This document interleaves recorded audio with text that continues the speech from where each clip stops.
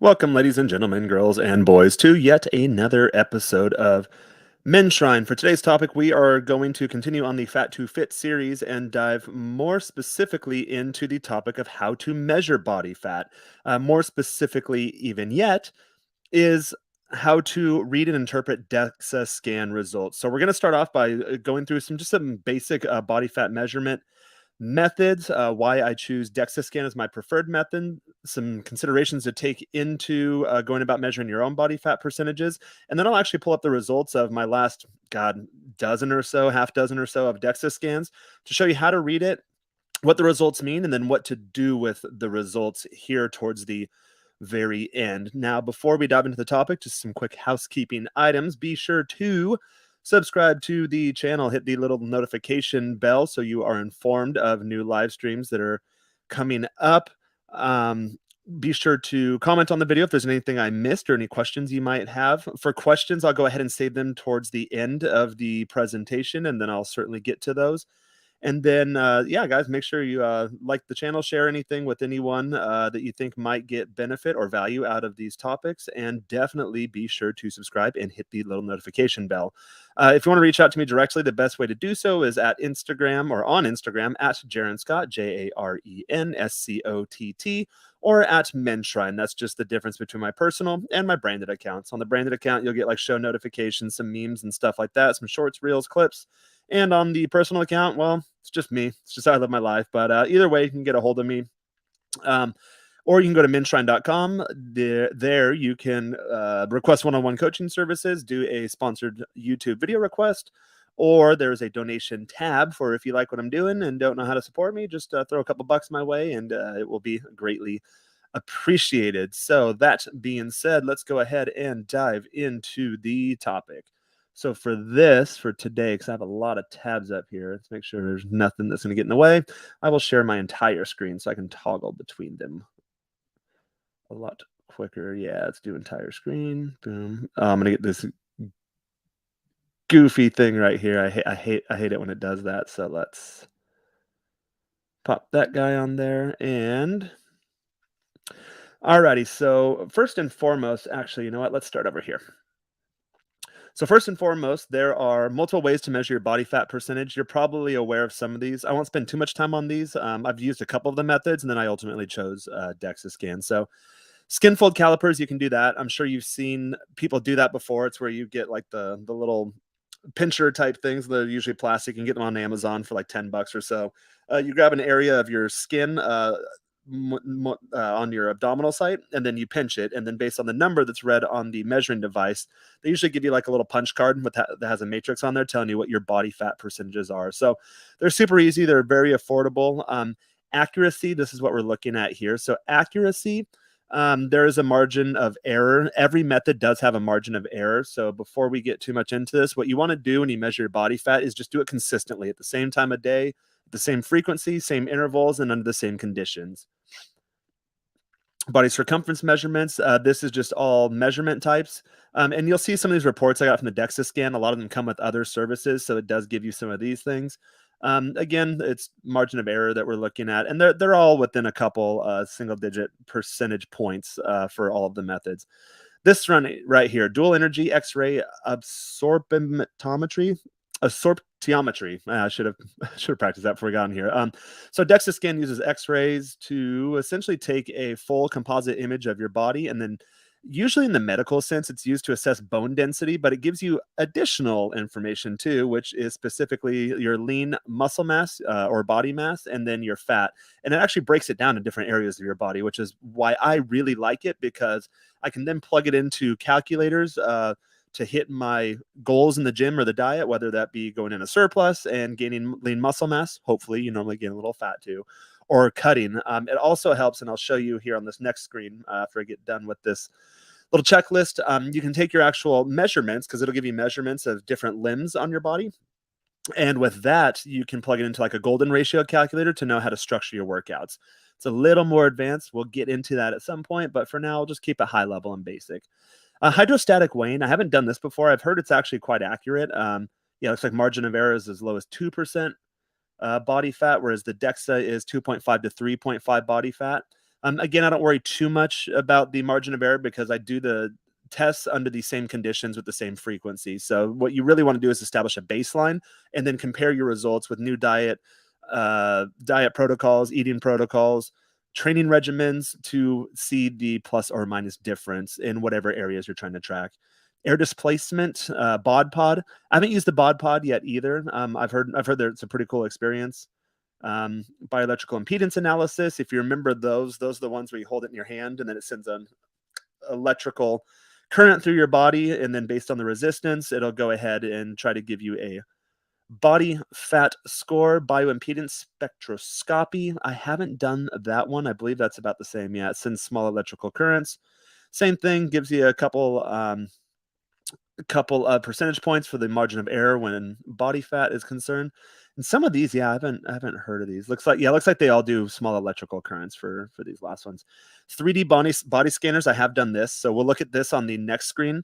For a lot of companies, especially guys, if you're in the U.S. and larger metro areas, most places do have some sort of like a Dexa scan type service, and a lot of them give additional services too. So I'll have some of those reports. The 3D body scanner I do like. So you'll see here again, it has some margin of error between the DEXA scan and the 3D body scanner. They're usually within a percentage point. So if you take multiple tests and then you get more or less the same results, and that can give you a pretty good idea of like, okay, this is probably my body fat percentage.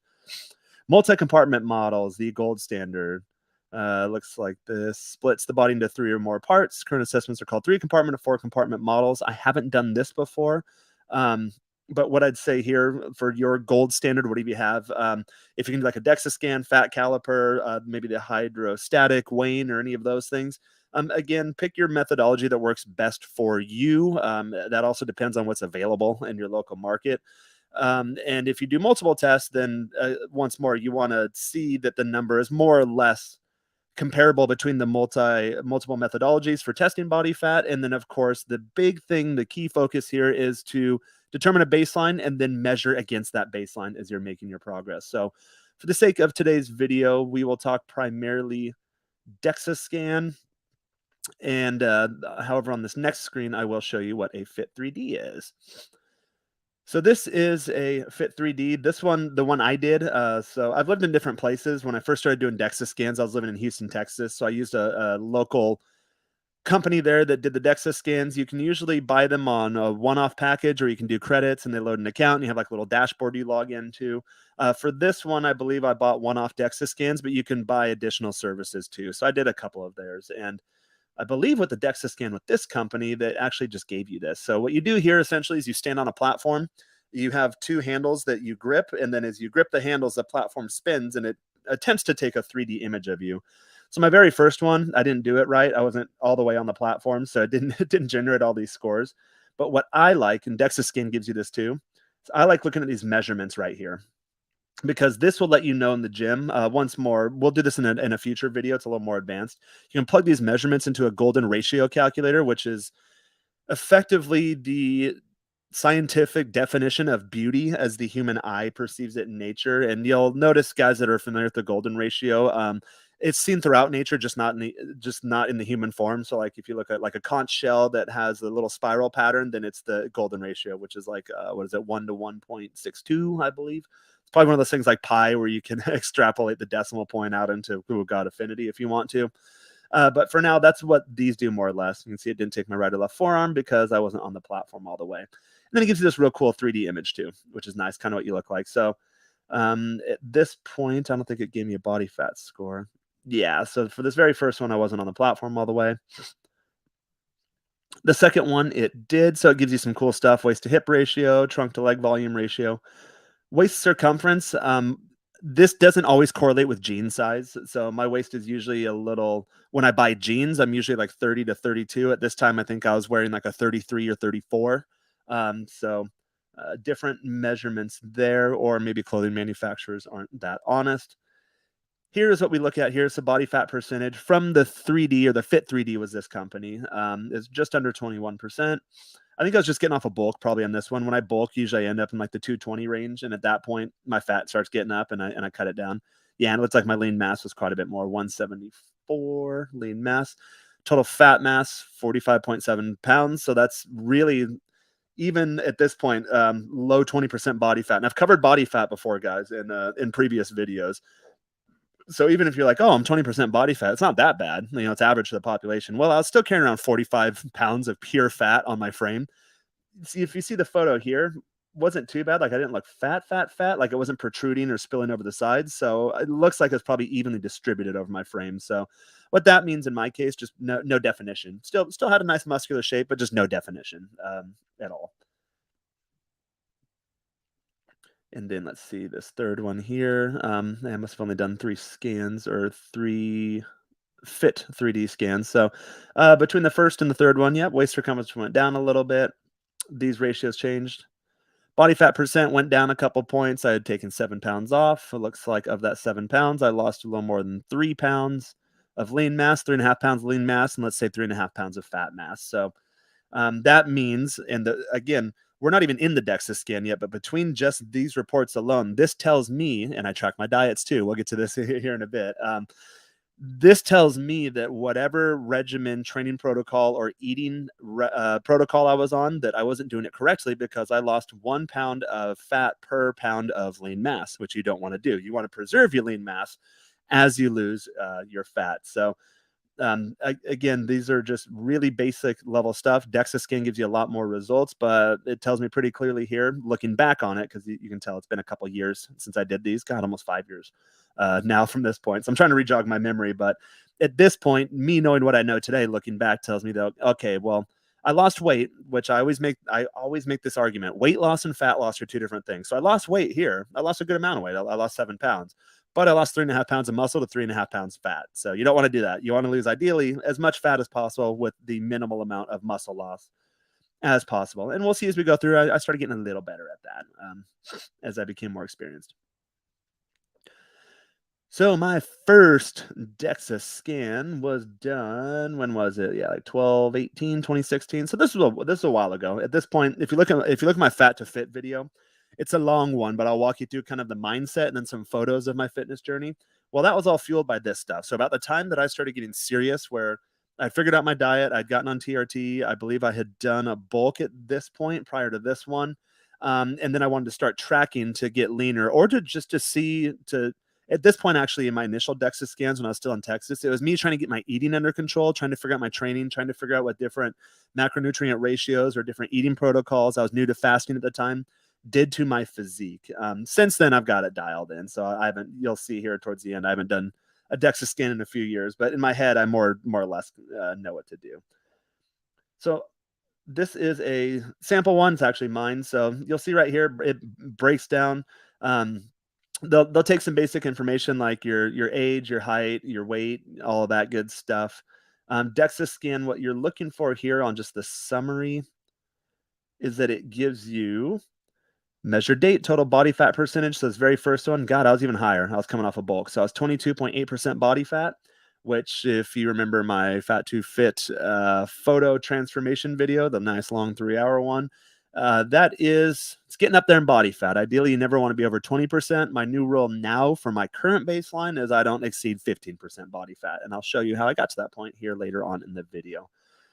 So these numbers will all be important. Keep these in mind. So total mass, fat tissue, again, over 45 pounds. So that's an entire plate in the gym that I'm just carrying around on my frame. That's just fat. It's just excess stored energy. It's just hanging on there, not really doing too much else. So this must have been prior to a bulk. So I was lean tissue, 152 pounds. BMC is your bone mineral content. And you'll see that this number, as I lose weight and get leaner, it actually goes up. So guys, when you're carrying body fat, you're going to have like brittle bones and bone density issues and all that stuff too. So another reason to get it off. Visceral fat it's like the brown fat or the good fat in very small portions. It's like the essential fat that you have around your organs and whatnot. If you thought having too much body fat was bad, having too much visceral fat is very, very bad. So guys that accumulate body fat around the abdomen, especially if you're drinking and eating like a high sugar type diet, you want to watch that number, that visceral fat. That will cause medical issues, like internal medical issues with your organs and stuff. So you want that number to be as low as possible.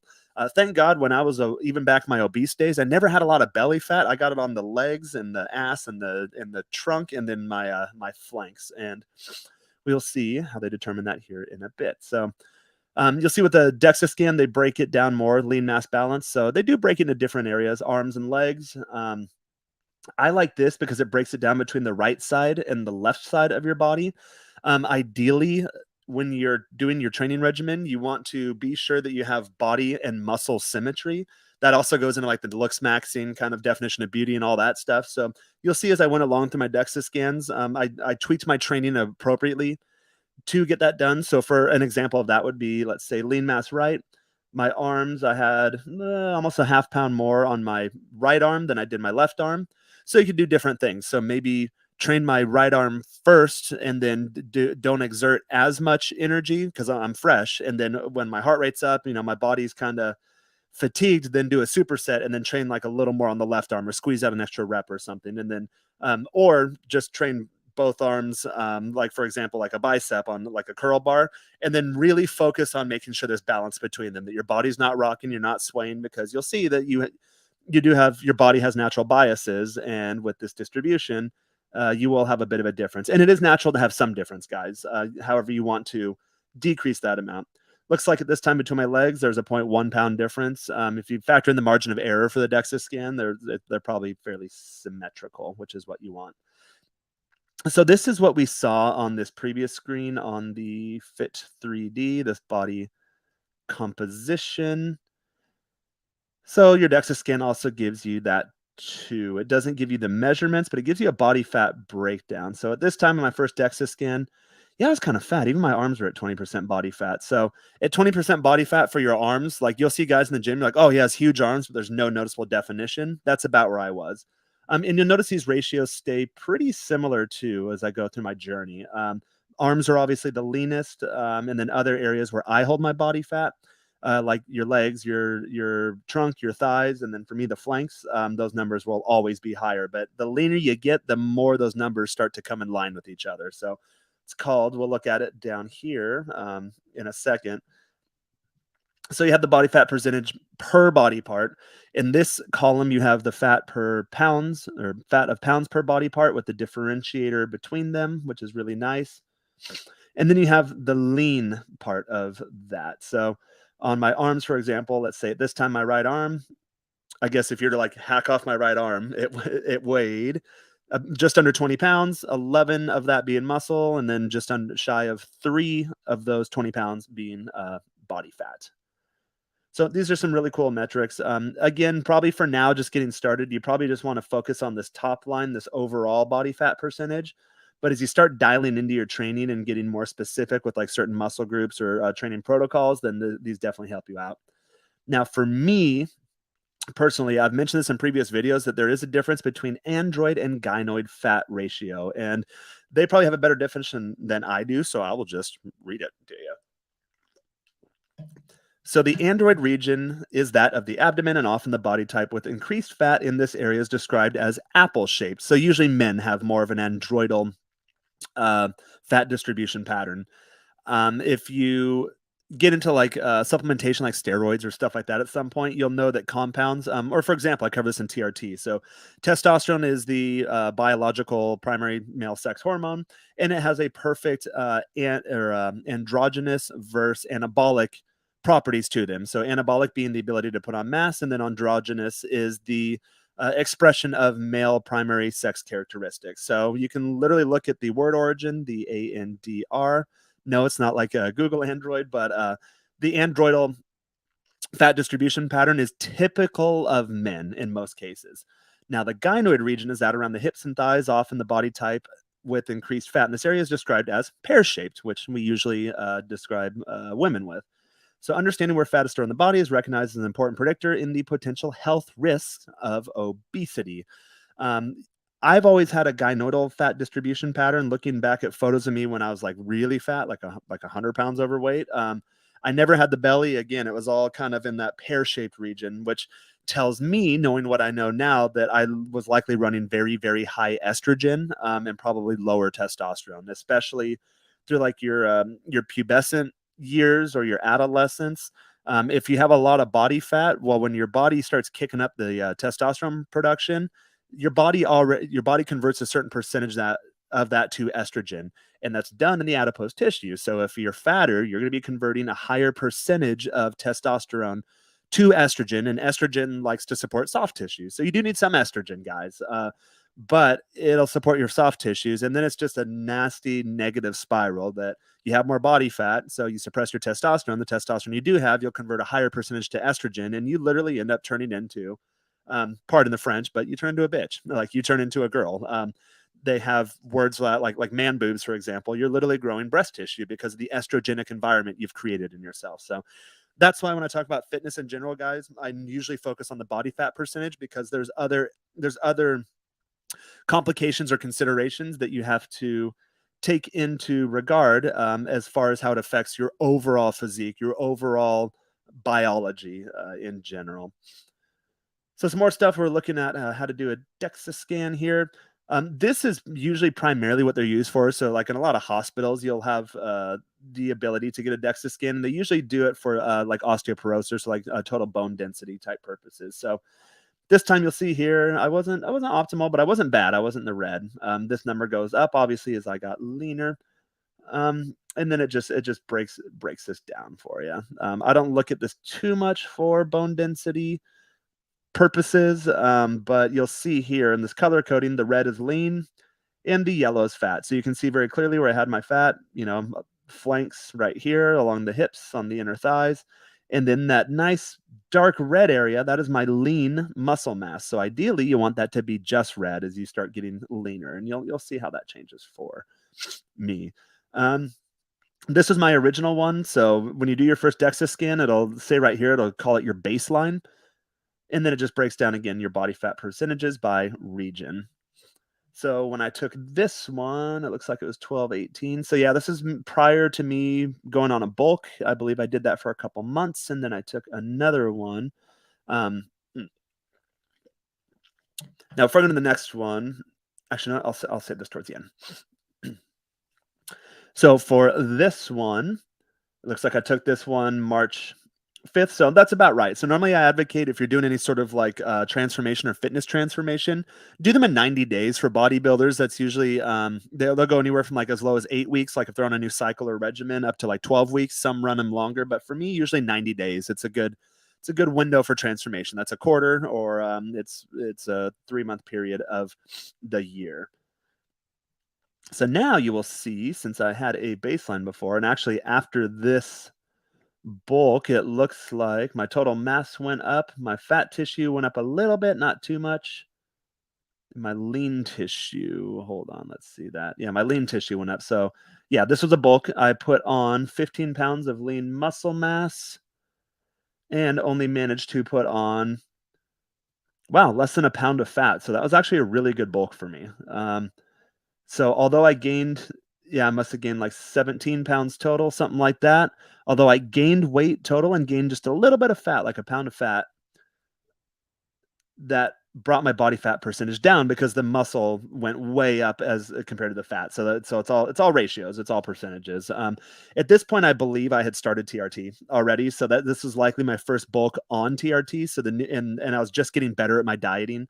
So on TRT, you have all sorts of awesome effects. One of them is the nutrient partition factor. So that means whatever you eat in your body is able to more effectively utilize it for what it needs to be utilized for. And that's from a macronutrition standpoint, which means your carbs go to anabolic properties. Hopefully there's not spillover. If there's spillover, that means there's nowhere for those carbs to be stored, either in your liver, not in your liver, not glucose in your bloodstream, not subcutaneously under your skin in the form of bloat, or glycogen, which is the stored glucose or carbohydrate within your muscle. When it spills over, it goes to fat tissue. So a lot of guys on bulks, usually if I'm doing a bulk, and I had done plenty of bulks naturally prior to that, I usually put on a pound of fat to a pound of muscle. So this was a good bulk for me. And the reason I sound surprised, because I haven't looked at these. I haven't looked at these in a while. So I'm looking back at my fitness journey like 5 years back. So yeah, I added 15 pounds of lean tissue, just shy of a pound of body fat. So you can see very clearly, without me even drilling into it, just from this top line here, I could see exactly what my weightlifting regimen and diet did for me. And actually, I assume I was very pleased with these results.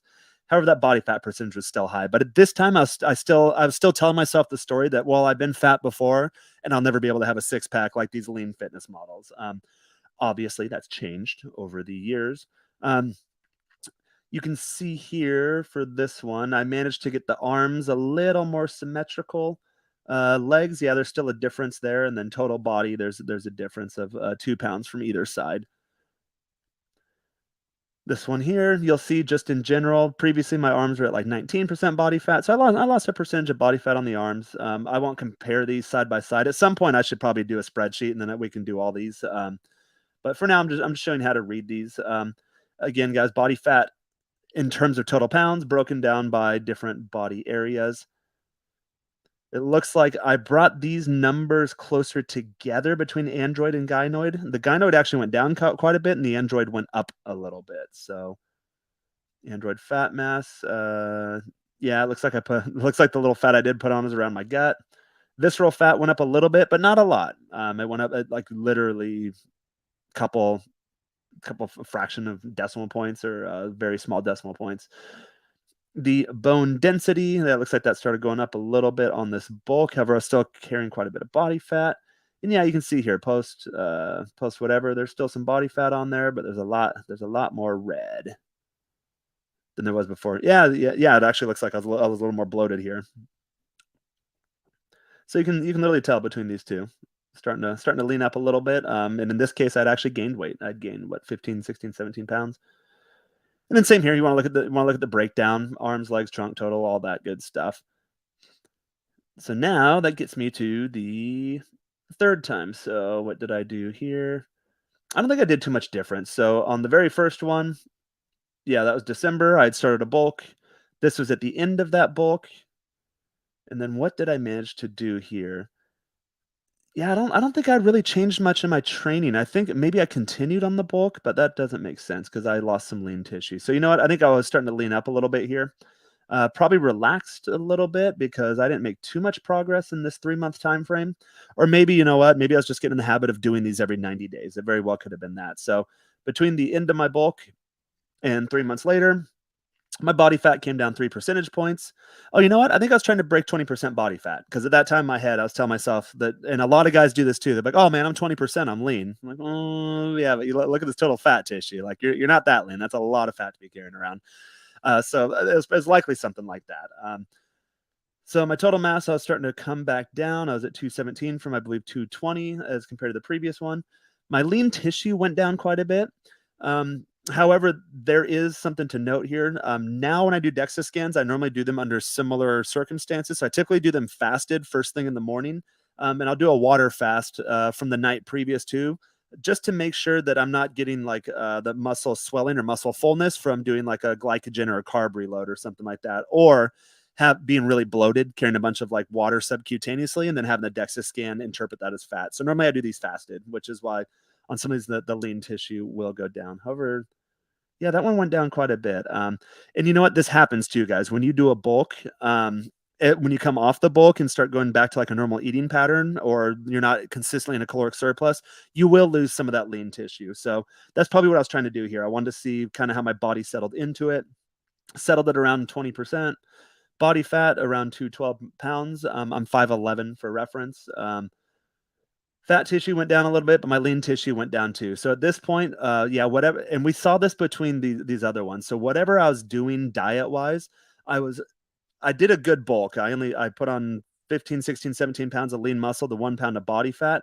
But when I'm back on my normal training, it looks like that I was losing 1 pound of muscle per pound of body fat. So that's something you want to avoid. And I've gotten better at that over the years. You'll see here, boom, eventually I got the arms symmetrical. The legs are getting a little closer. They're within 1 pound, whereas previously they're like 2 pounds or a little more than a pound off, just shy of 2 pounds.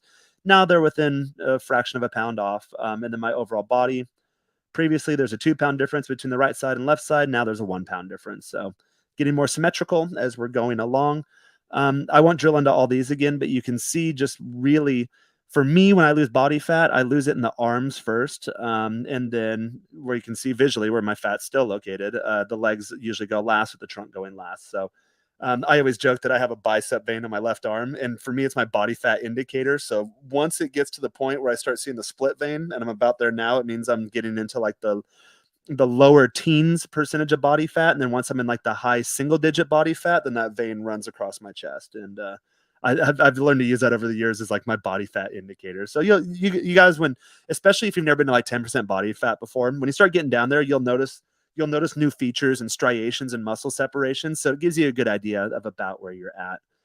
Um, Looks like losing here. Yep, I was getting, again, still a little high, but I was getting it more balanced between my android body fat and my gynoid body fat. And you guys have to remember too, at this point, so between the very first one and this one, there's like a 6 months difference. That I was just starting TRT also. So I believe this probably has something to do with TRT in terms of my body leveling out, symmetry wise and fat distribution pattern wise. Things are starting to sync up or be a little more symmetrical there.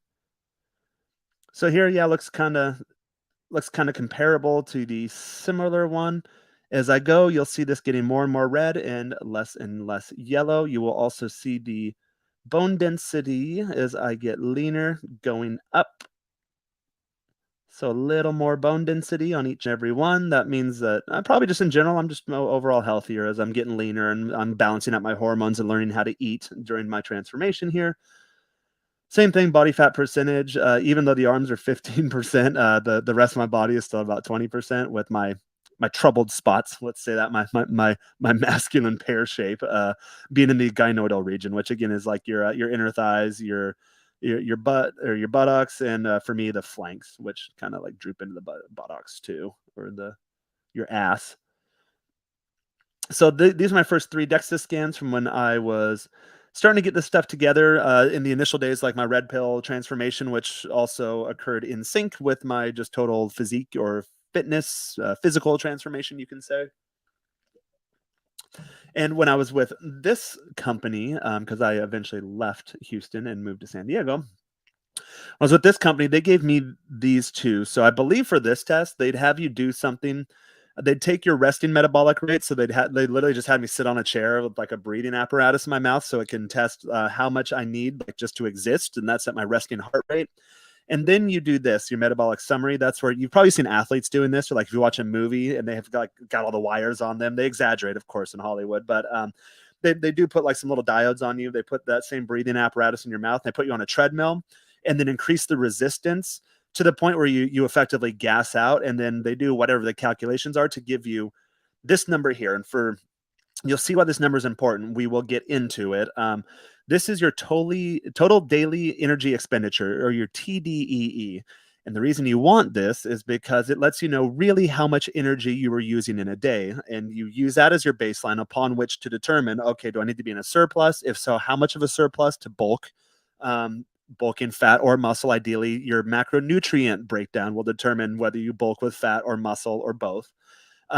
Or if you're cutting, it's a baseline upon which to cut. So I think now typically in my head, these change too.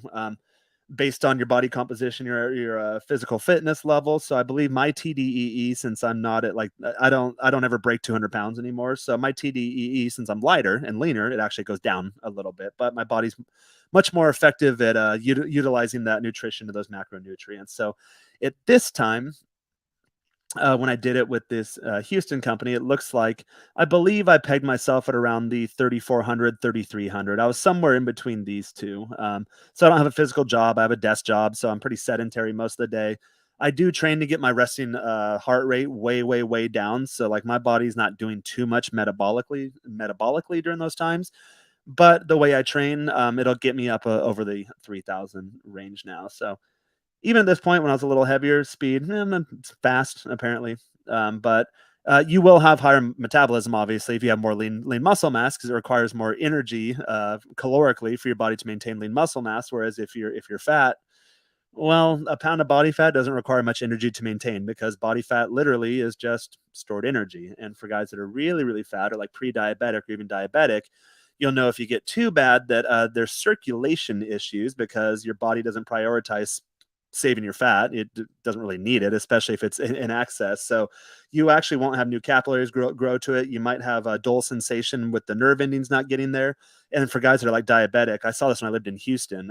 They'll like actually start, the limbs will start to, the tissue will start to atrophy and like disintegrate, like go away, kind of like a trench toe type thing. It's really gross. Don't let yourself get to that point. But you'll see that I've still got areas from when I was really fat, like kind of miscolored areas on my skin. And those are the early stages of your tissue, like starting to die. Really, it's starting to rot because you're not getting circulation to it. And to be that high a level of fat, you're probably not eating a nutritious diet. So yeah, it just starts to atrophy. It's really gross stuff. So I've got my fat scars, a couple little spots on my abdomen of miscoloration from my fat days. I will save this for the end because it gets pretty complicated. Um, so here, yeah, we have the TDEE. I believe this was earlier on, probably during my bulk. Eventually, as I got leaner, that number starts to go down because your body's more efficient. And when you don't have all that mass on you, you don't need as much energy because there's less mass to maintain. Then eventually, at one point, I realized I was lying to myself. I think in this last Dexa scan, I was at about, yeah, just shy of 20%.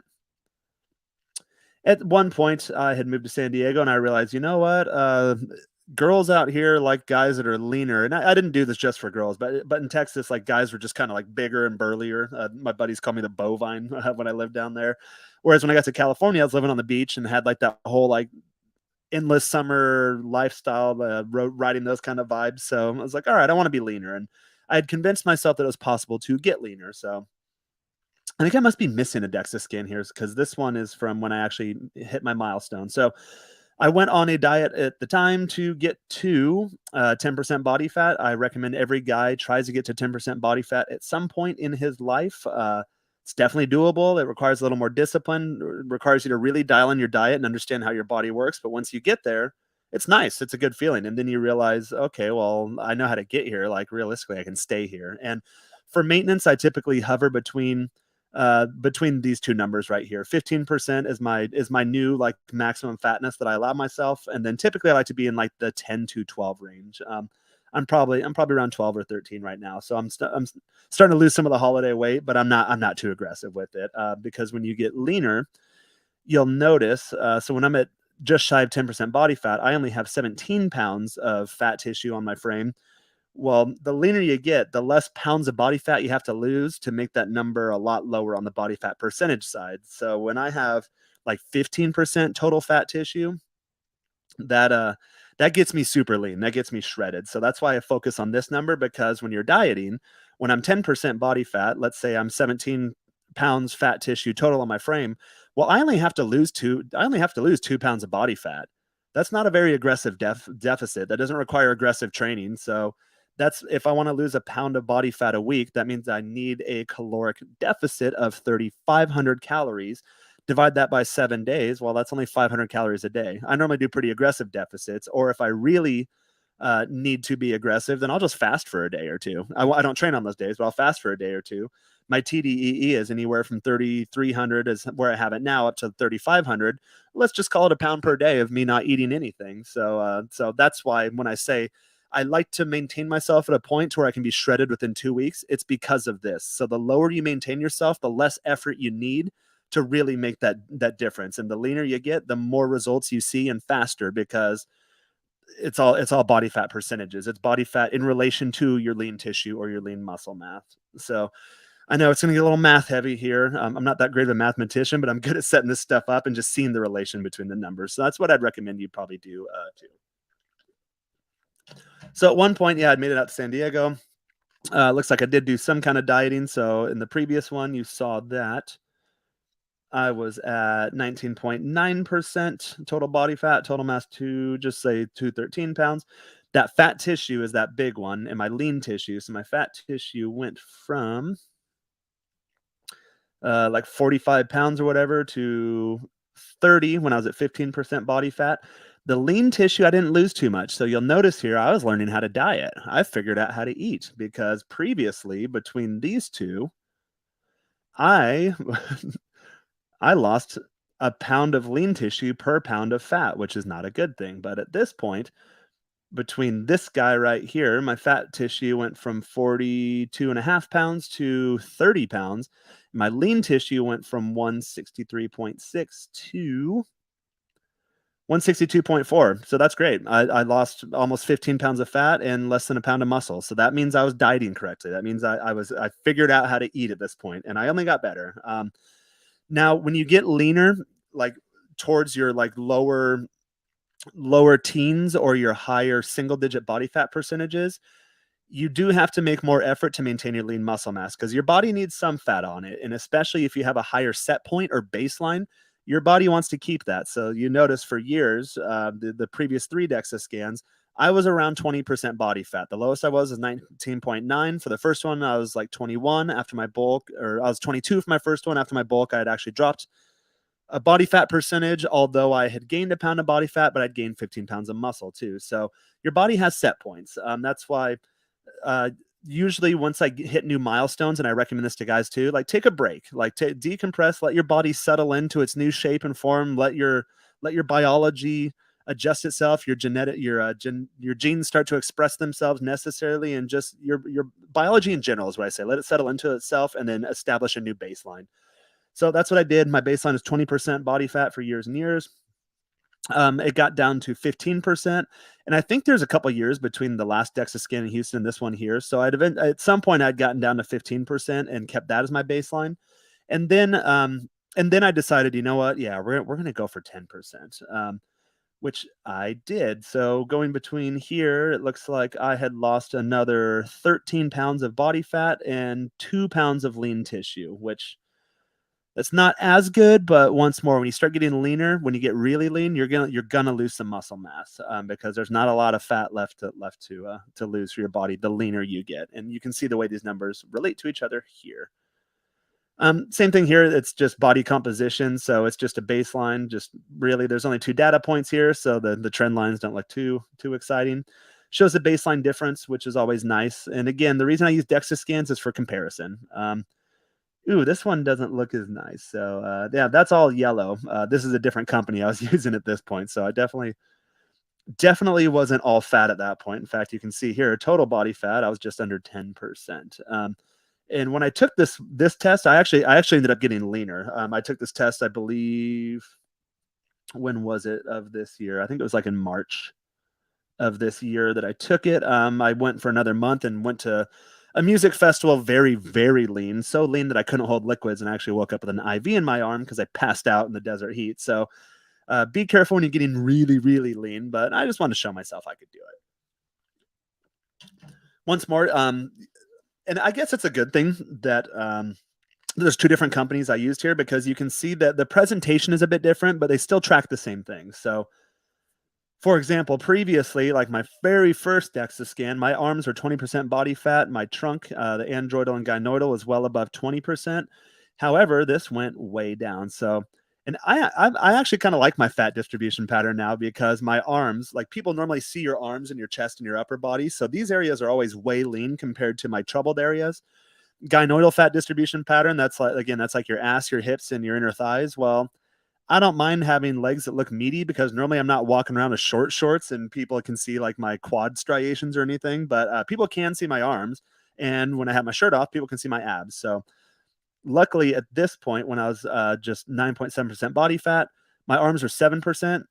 If you look at my body fat percentage video, you'll see what that means. So 7% is lean. So my arms, like I'll get striation, I'll get all sorts of striations, vascularity. My legs, when you get around 10%, guys, usually that's where you start to see like some pretty good muscle separation. So my legs, I have meaty quads. So at this number here, you can see the like teardrop shape in my quads. I get good quad separation. I have a little bit of fat left on my inner and outer thighs, but it's fine because I don't get too much definition there anyways. Trunk is sub 10%, which is good. And then android, again, that's like the belly fat for men. This is nice. So when I'm at 10% body fat, I have 6.4% abdominal fat, which means that my abs pop, which is really nice. I appreciate my fat distribution pattern. Previously, you can't really tell if you look here, like, oh, I'm just a big boy here. Here's my very first one. So here, like I'm just a big dude. Like you don't see fat protruding or anything. Like you kind of see like the two sides of the abs and like some definition. My legs are just a big block. But when you start getting lean, lean, lean here, well, the abs they get really defined, which is nice. So I appreciate my fat distribution pattern. Um, you can see here from the initial DEXA scans, my gynoidal fat distribution pattern, it was over 20%. Or the last one, it was 22%. Android was 20%. Now I literally halved that. So I do carry fat in different areas. Everyone's fat distribution pattern will be different. So that's why I like looking at these numbers in relation to each other. And then again, visibly, you'll notice like my arms look way cut up, although my quads might not be completely defined. And this is natural. Most guys have this. Like I said, you want to focus on the ratio between these and you want to focus on symmetry. Unfortunately, you can't really spot reduce when it comes to fat. It's total body fat that you're worried about. But again, the leaner you get and the longer you stay lean, these numbers will start to level out as your body adjusts to its new baseline. You do have genetic code in you and your genes are optimized, although people say, oh, it's my genetics that keep me fat. Nope. Look at your granddad, your grandma, or whatever from the wedding photos. I look at like my granddad on both sides in their World War II uniforms. Guess what? They were lean. They were big boys. Like they called them brick shit houses back in the day. Big boys, but no body fat on them at all. So that is a lie if you think it's your genetics, unless you look through your family line, multiple generations, and everyone's obese and they die of obesity in like their 30s, 40s, 50s, 60s max if you're lucky. But that's usually not the case. So when you get leaner in body fat, your genes start to express themselves the way they should be. And that's from an optimal standpoint. So these things do start to level out. With that being said, let's see. Ideal. Yeah, I think now I have like almost no visceral fat, which is good because visceral fat is what will cause complications. Obese people really have to worry about visceral fat. Here's the muscle mass balance analysis. So it's just a difference between the right arm and left arm. They're fairly symmetrical. So there will be a bit of a margin of error. They are off a little bit. But you'll notice, especially my legs, there's now, previously there's a 2 pound difference, then a 1 pound difference. Now I'm less than a half pound difference, like 0.4 pound difference. So that isn't too bad. So again, guys, as you get in your fitness journey, you'll notice, like I said, that the total number is great, but you want to track this against your original baseline, which is what I do in my head, and then the relation between these numbers and these inferences and these insights will let you know what's going on with your body, whether something's working or not.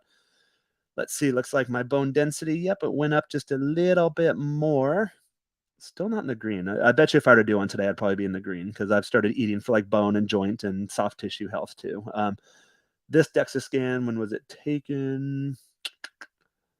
Oh, it doesn't have the date on here. I think this one was taken like 3 or 4 years ago. So I obviously dial in my diet and my training and all of that even more. Now my big focus is eating the minimal amount possible and training the minimal amount possible to maximize results. And actually take that back. I eat the maximum amount possible because I do like to eat to maintain minimal body fat percentages. So that's my whole methodology. Now, we will get into that as we get going. I don't want to throw too much at you guys because a lot of the stuff is more advanced. There's a lot of numbers here, a lot of math, but I'm assuming if you're following me and you actually sit through these videos, you're probably smarter than your average bear. So hopefully this stuff resonates with you. And then again, we have the breakdown per this company did it nicely. They did it per body part, which is really nice. And then yeah, we have all of that stuff. Oh damn, they really broke this down. Composition trunk. So yeah, my trunk regional lean totals, baseline change. So the trunk didn't go down too much because it was already pretty lean. Legs are already pretty lean. And guys, again, you'll notice going from like 30% body fat to 27% body fat, you're going to see huge differences in the amount of fat lost. But going from like 12% body fat to 10% body fat, you're going to see numbers like this. Like in certain regions, like okay, you lost half a pound, you lost a little less than a pound. But imagine, like, look at your arms, take a pound of fat, and guys, you'll learn to visualize your food too. So like, take a pound of Crisco that's just pure fat, and then slather it evenly over your arm, and then see what it does. It clouds your definition, and it just smooths out everything. So learn to visualize your fat. So although, yeah, it's only a pound, but a pound on your arm, well, that makes a world of difference. Total body, yeah, lost a couple pounds here. Now this one here, the DEXA scans will attempt to give you this. So your resting metabolic rate, that is just what you need to live, to just exist. That doesn't take into account any daily expenditure of energy, which is why I like using the total daily expenditure of energy, or the TDEE, which again are these numbers right here. Now that I have these numbers, and this might be a little more advanced, so I won't drill too into it, but I'll just show you what you can do with these numbers, which is really nice. And I haven't done this in a couple of years. So at this point, it looks like the numbers I had in there were likely from which Dexa scan? They were from this Dexa scan right here. So I'll put these two next to each other because these are the numbers I'm tracking. So I took my total mass, plugged it in right here for my total weight, broke it out per the numbers. So LBM is your lean body mass, bone mineral content, visceral fat, total fat pounds, and the body fat percentage from the DEXA scan. I don't remember how I calculated this. I did some research on the side and gave like a more accurate TDEE based on like my actual lifestyle at the time. So I believe, yeah, I don't recall where I came up with that number. So my TDEE would have been somewhere between these two. I think I extrapolated that more and then came up with whatever this number was, or the diet I was on. So this was the first time I tried cutting to 10%. So I followed a program. I actually followed a diet. Go to musclehack.com. The guy's name's Mark McManus. I really like his stuff. He's an Irish guy. Has a really interesting training protocol. So it's very, very high weight for moderate to low reps and very low volume with larger rest times. So I train differently now. So these numbers are different for me. Now I try to protect my joints and my bones and all that stuff and try to I try to age gracefully is what my new fitness goal is, because I got to the point where I like my body. I just need to maintain it and make sure it lasts me for a long, long time. So now I train with a different methodology than this, but this protocol worked for me, as we can see here. I'll go across the columns real quick. Again, I typically like 90-day transformations. So I have 90 days here. I actually stopped at 81.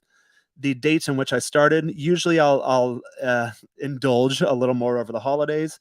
That first Monday coming out of the New Year's when I start my cutting regimen, I do that until April 1st. And then usually I'm jacked and shredded for music festival, spring and summer, like beach bod type season. I haven't done the bulk cut thing in years now, so that's why this hasn't been updated. 2018 is when I did the last cut, and then once I got down to like 10% body fat, I'm like, you know what? I'm gonna stick around this range. I don't want to do the bulk and cut thing anymore. So on this eating protocol, uh, they had your average day, like your typical day, which a cut which from my TDEE, that's a pretty big deficit. That's like an 800, let's call it 800 calorie deficit. This plan had you do fat flush days, which are days where you eat protein only. So I do like 2 pounds of shrimp, 2 pounds of chicken, maybe with like some sugar-free, fat-free, whatever sauce on it. And that was it. So this really helps you speed things along. And a refeed day, this is where after like a fat flush day, for example, you're going to down regulate your metabolisms, and your body's going to be hungry. Your body needs nutrition, needs calories, needs carbs, needs some body fat. Even if you are super fat, like every now and then you do want to refeed it, unless you're obese. You can go days out eating if you're obese, and your body will just eat itself. But so for my refeed days, you'll see that relative to these other numbers, I actually brought this up. You will see. I'll dive into some inferences here as far as what these mean. So on Sunday, I still do this till today. Sunday's my refeed day. Now my refeed days, my last refeed day, I had like 5,000 calories, and then I do a fat flush, and then I get back to my normal eating. But how I'm training now is I'm doing carb and calorie cycling. So I'll have a day where I'm in a huge surplus, and then I'll go super, super lean. I'll go back to my normal eating day. So I still kind of follow this.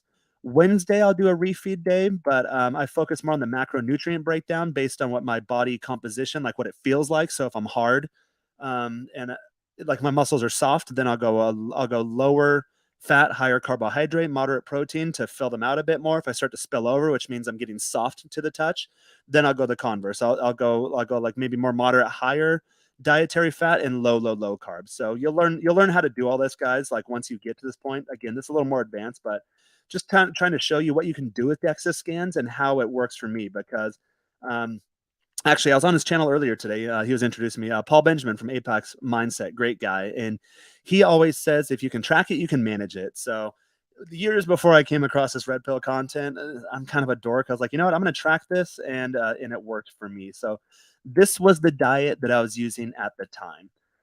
Again, on this side, starting stats, all of this comes from your DEXA scan. So you plug this on in, and day by day, you just go through like, okay, well, today's a Monday. Here's what I'm going to eat. I recommend tracking all this in my fitness pal. I'll do a video here in the future on how to do that. Here's your deficit. And this is your deficit for the day. So yeah, so these are actually plugged in based on the day. So like on days where I hit my numbers right on, you'll see up here that I just took it from the number above, or my bad, where I hit the number right on. So like Tuesday, it just pulls the number from this cell. For these ones, you enter your actual calories. And because some days, let's be honest, guys, some days you're going to eat more, some days you're going to eat less. You're going to miss your mark. You're not going to be always on. As you get better, as you get more experienced on this, I know now, like in my head, I'll be like, okay, well, what do we have in the fridge? Okay, well, I have this, I have that. What can I make? I kind of mentally put together a picture and then I put it into my fitness pal. And normally I'm right on the money. So I can't tell you off the top of my head, like what something weighs or what the macronutrient breakdown is, but I can visualize kind of what I want to eat for the night. I do one meal a day and it usually ends up right on here. But at this time, I was still trying to figure it out. So there's some days where I eat less, some days where I didn't. But the big thing is you want to make sure you're continually in a deficit, which it looks like I was. And we'll see here that I actually got too much in a deficit. And I'll tell you how I found that. Here it tells you how much body fat, this is assuming you're only losing body fat, not muscle mass. I did lose a little bit of muscle mass here. I lost, that was between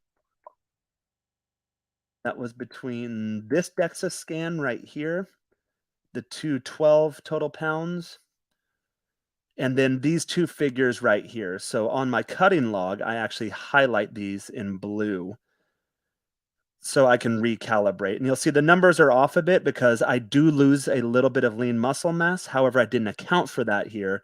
I did it based on that initial DEXA scan and didn't. For any of you math guys out there, if you want a copy of this and like you can create an algorithm or something to like track real results, this I use as a baseline, but it's pretty accurate within a single percentage of body fat. Again, the leaner I get because your body composition changes. So not only does your total fat mass change, your total muscle mass changes. I actually had an increase in bone density and total bone mineral content because, oh, guess what? My body's healthier and it's going to start to recompose itself the way it should be according to your genetic blueprint. So that throws off these numbers a bit, but you'll see that they're more or less that they're pretty accurate. And I use this tracker as a baseline. So plug in my diet for the day. If it differs from the numbers up top of how you actually plan your diet, the deficit didn't really do much here. It's more for like the equations here. This is just to let me know daily pounds so I could look like, okay, well, on this Thursday, I did a fat flush day. Fat flush is 920 calories. I probably had some sauce or something that put it over. That's fine. I'm still in a crazy deficit. And that day, assuming I lost no muscle mass, and this is a huge assumption here, I lost 0.6 pounds of body fat. All right. So this is the total accumulation of calories. Remember, guys, fat loss is just eating in a deficit. Fat gain or muscle gain is eating in a surplus. So at the end of the day, for me to get really, really, really lean, I had a caloric deficit of 100,000 calories. So it's over the long term that we're looking at this. This is over a 90-day period. So it really makes it more manageable if you break it down by day. Total pounds, this is just a rolling tally. So you'll see, I think I went from like 45 pounds down to, what was it, like 17 pounds total body fat. Estimated weight, this is based on, so what I did here is I took the numbers from how I planned my diet, took my starting stats from my DEXA scan using my TDEE and tracked, okay, this is the baseline. If I stick to my diet perfectly, assuming my starting stats, then this is where I should be on a day-to-day basis. So all of this over here in these columns, this is me planning everything out. This is ideal. On this column diet, that's what I actually ate for the day. If I deviated from the original plan, which you can see on most days I deviated a little bit, but on other days I locked it right in.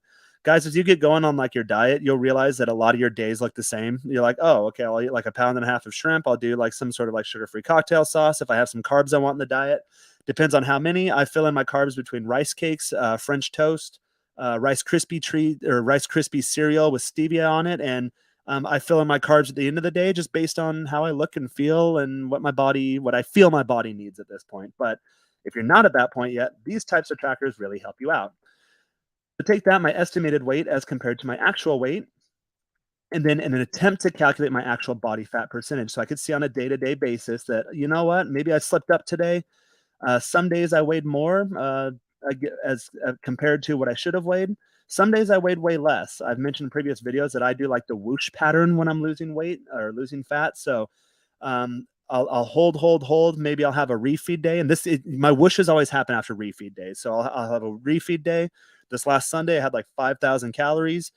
Monday and Tuesday ate barely anything. Today's Wednesday, so I'll go closer to maintenance, and then I'll have a whoosh effect. So um, I literally had like a tub of cookie dough, an entire pizza. Turns out I had like half a pie and half a pizza too. So I ate a lot on Sunday. Monday I had 2 pounds of shrimp with cocktail sauce. That's it. Yesterday, which was Tuesday, I had closer to like my normal diet, kept my body fat low because on Sunday I calculated and I had too much fat, like way too much fat. So I had to offset for it. And then today I'm looking and feeling pretty good about where I should be. I'm actually not going to do a refeed today. I'll do like a slight carb refeed, but I won't go into a surplus because I ate so much on Sunday. And by the weekend, I will be nice and lean and probably have a nice shape to my six pack, or at least an outline to my six pack where I currently stand. So here we go into these columns. This is nice because you can track your actual weight, more or less to your actual body fat, the difference on a day-to-day basis, the difference in body fat percentage from where you should be. And again, these numbers are all in relation to each other on your baseline.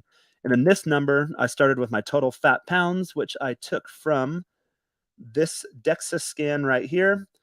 And then we are just tracking these numbers against each other. Through my 90-day journey, I was going through here. You will see at one point, I did go ahead and get a baseline. So that was this first DEXA scan here in San Diego.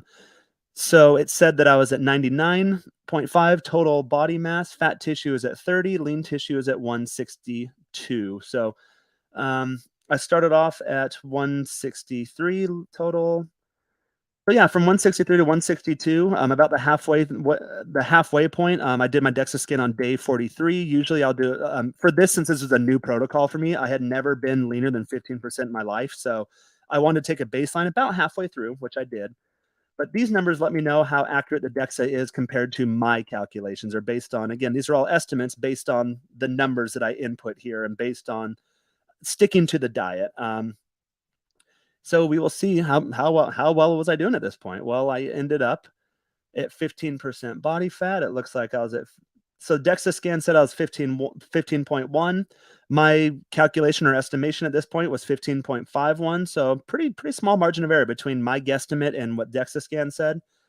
Total mass was 199 as opposed to 199.5 on the DEXA scan. Again, you'll fluctuate throughout the day too.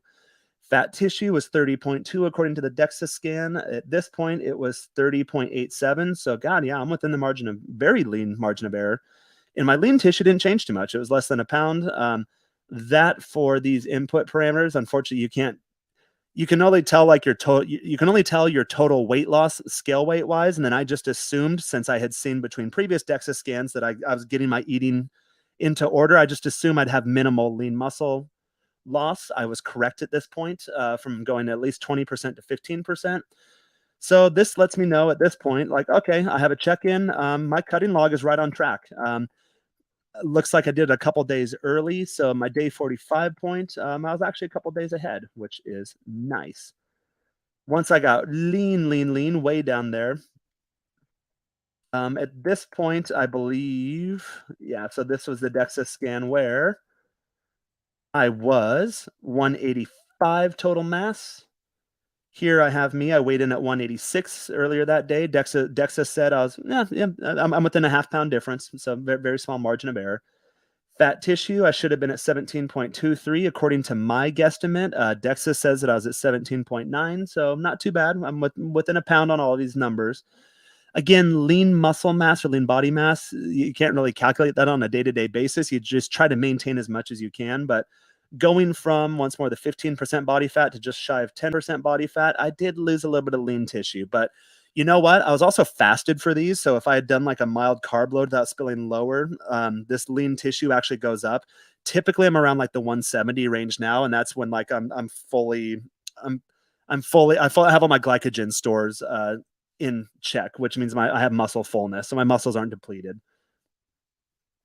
So for me, yeah, it looks like I did a good job. Actually, on day 78, I hit my goal.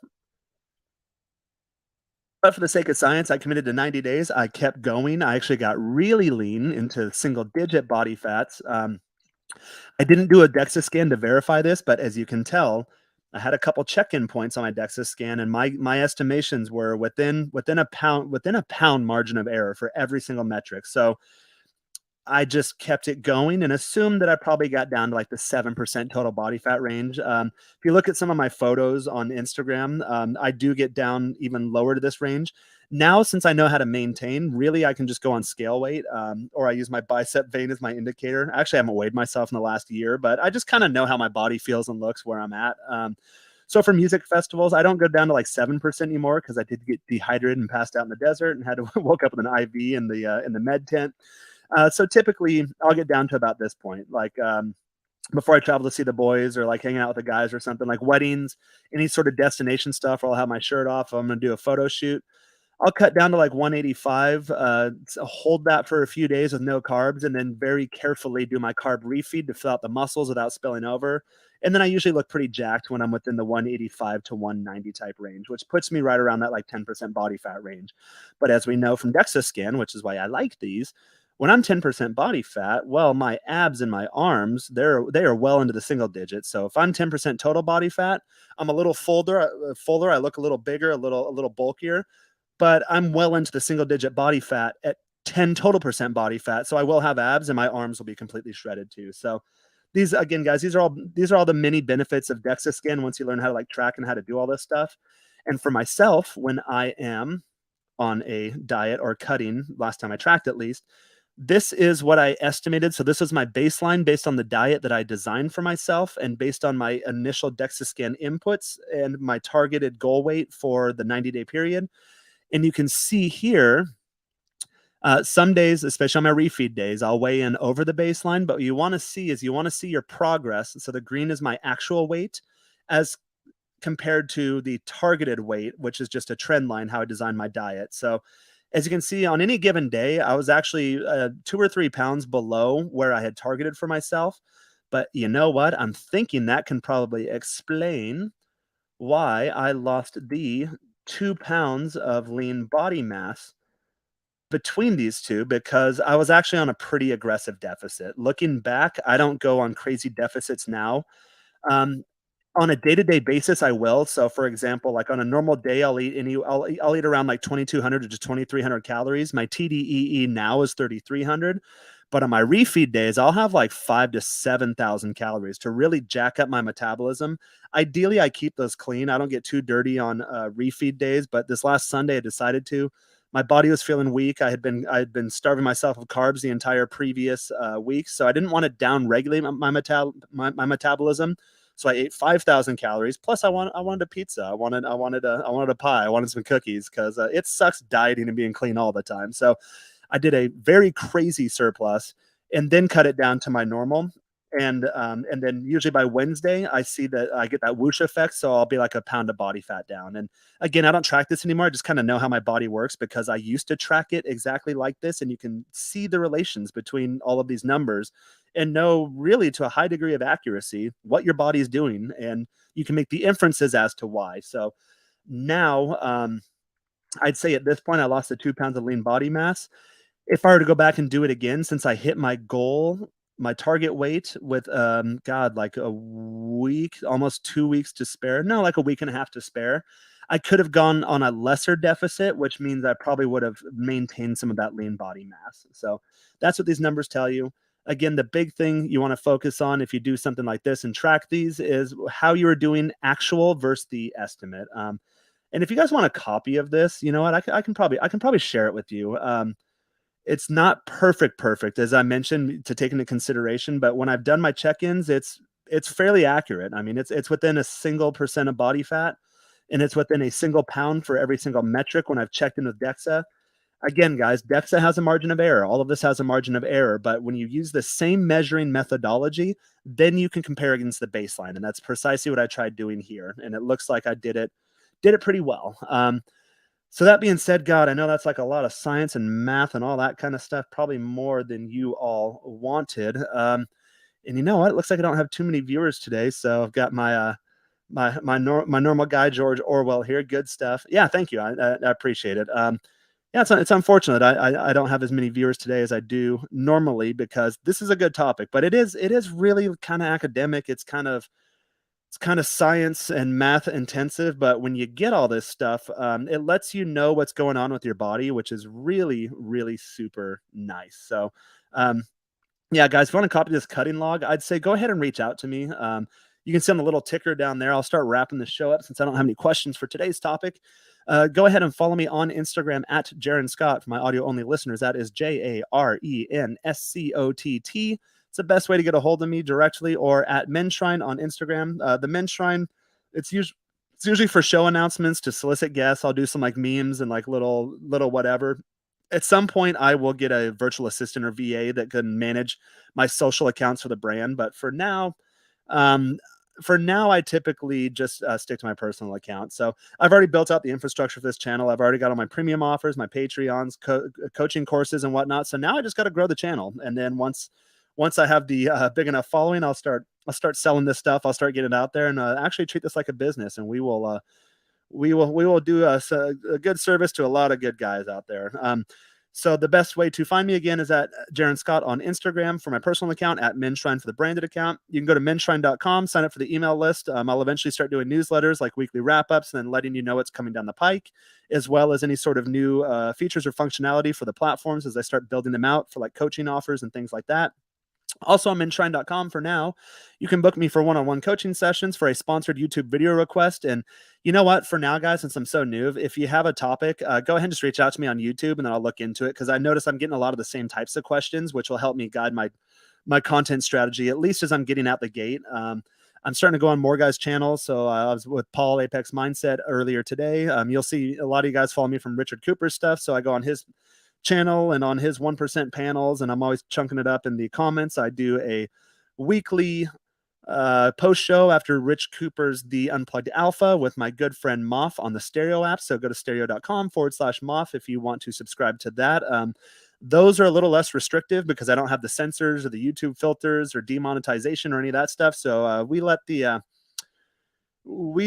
language fly. Let's just say that. And it's real informal too. Guys can come in, they can drop sound bites, they can join us on stage, and it's more of a conversational type program. So I really enjoy those. So that's where you can find me, guys. Obviously here on the channel too, be sure to subscribe to the channel, like the video if you actually liked it, leave any comments below if there's anything I missed or anything you would like for me to cover, and hit the little notification bell so you are aware of any live streams that are being scheduled out. And with that, let's see, I have one more.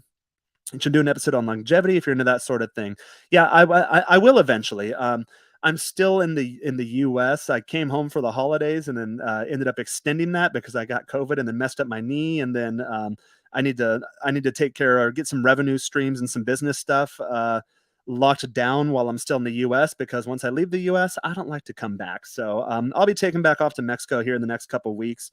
When I'm back in my normal lifestyle, my normal routine, I'll start talking on more of these topics, and I'll get more into the dating topics too. Because to be honest, I'm in a really small US town, and I've got a couple plates here, like girls that I've known for years and years. They're good girls, but I'm not with my normal girls right now. So when I get back to my normal dating life too, I'll start doing more dating topics. And eventually, if they're up to it and I can have them get over their shyness of speaking English publicly, I'll start get my girls on the channel too. And I've got a lot of big plans for the channels, guys. I eventually want to build out like an integrated coaching platform where other coaches can come on, they can present their offers, and then people can join the community. You could either create content as you rise to the ranks. You can actually create content, you can sell, or you can just purchase things outright, and it'll have like an at your own pace like self-improvement plan. I'll break them into modules, so they're bite-sized courses and challenges and milestones, rather than like for this I threw a lot of stuff at you guys, like, oh, here's how I did a 90-day scientific cut. a lot of that stuff's new, so I'll break these into like bite-sized chunks. I'll price it like for the bite-sized lectures, they'll be like $10 for like a full module. It'll be $100 for like a full course. It'll be $1,000. And then I'm going to set it up so it's super simple and scalable. I'm a digital marketer by trade. I build and scale software companies very, very quickly. And that's because I do simple systems that work, as you can see by my tracker. Get the system right and then figure out how it works, and then don't think about it anymore. It'll just take care of itself. So that's how I plan on building out Menshrine. I've got all sorts of cool stuff coming down the pike. So again, menshrine.com. You can reach out to me there on Instagram at Jaron Scott or at Menshrine. And be sure to subscribe to the channel, like the video, leave any comments below if I missed anything, and ring that little notification bell. And with that mouthful, I will go ahead and bid you all farewell. Until next time, thank you all for stopping by.